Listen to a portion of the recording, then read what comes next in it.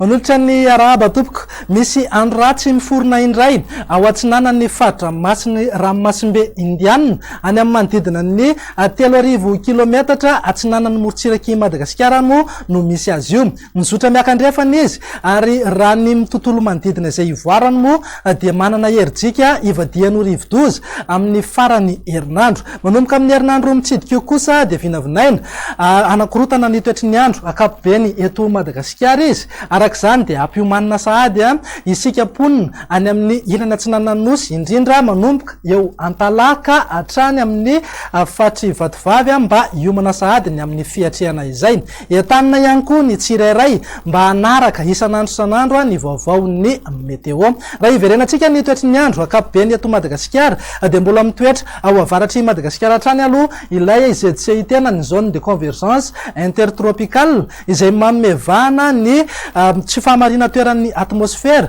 ka miteraka oram-baratra amin'ny faritra maro. Ankoatran'ny any amin'iny ilany atsinanana sy ny tapany atsimo Madagasikara iny dia saika mbola mahazo oram-baratra avokoa aloha ny faritra sisa rehetra, zany hoe ny afovoantany sy ny tapany avaratry ny nosy ato anatin'ny 3 andro manaraka. Raha ijerentsika zao ny vinan'ny toetry ny andro amin'ny rampitso maraina dia ahazo orana ny voamaraina be ny any amin'ny morotsiraka ny faritry Diana, Sofia ary Boeny. Torak'izay ihany koa ahazo an'izay orana izay ny voamaraina fa misava ihany moa zay ny aty amin'ny manodidina miandro vazo, Mahabo, ny ilany andrefan'ny vakina karatra, Moromani ary ny tapany atsimo ny faritry Bongolava. Ny faritra sisa rehetra moa dia saika ho maina ny andro amin'ny akapobeny raha toa ka andrahoana ny voamaraina fa misava miandalana ihany zany ho an'ny faritra anatiny miazo amin'iny tapany avaratry Madagasikara iny. Raha ho an'ny tolakandro kosa indray dia ho maina aloha ny andro maty amin'ny morotsiraka vatovavy fitovinany atsimo atsinanana ary ny tapany atsimony Madagasikara. Ny faritra sisa rehetra dia miandrandra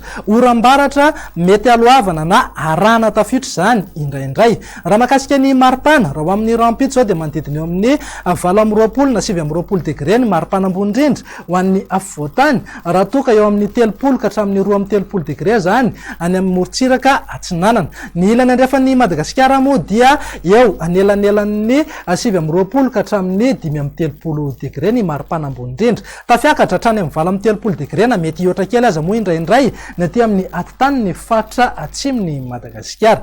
Raha makasika ny vinan'ny toetry ny andro amin'ny zoma kosa indray ary dia tombanana ho maina hatrany aloha ny aty amin'ny ilany atsinanan'ny Madagasikara. Mety isy ihany ny tandrifondrahoana andalo indrindra ny alina. Ny tapany atsimo miazo ny morotsiraka ny faritry Menabe moa dia mbola ho maina hatrany ny andro raha toa ka miandrandra oram-baratra avokoa ny faritra sisa rehetra. Raha makasika ny maripana amin'ny zoma zay zao dia manodidina amin'ny 20 na 20 degré hatrany ho an'ny afovoantany ary tafiakatra hatramin'ny 30 degré hatrany any amin'ny atitany ny faritra atsimony Madagasikara. Andao faranantsika amin'ny vinan'ny toetry ny andro amin'ny sabotsy ary izay dia maina aloha ny andro amin'ny akapobeny aty amin'ny faritra avaratra atsinanana sy ny morotsiraka atsinanana miazo amin'ny morotsiraka atsimo sy ny morotsiraka ny faritry Menabe. Ny faritra sisa rehetra dia miandrandra oram-baratra avokoa. Amin'ny akapobeny moa dia mety manila na miparitaka ihany izay oram-baratra izay indraindray. Raha makasika ny maripana indray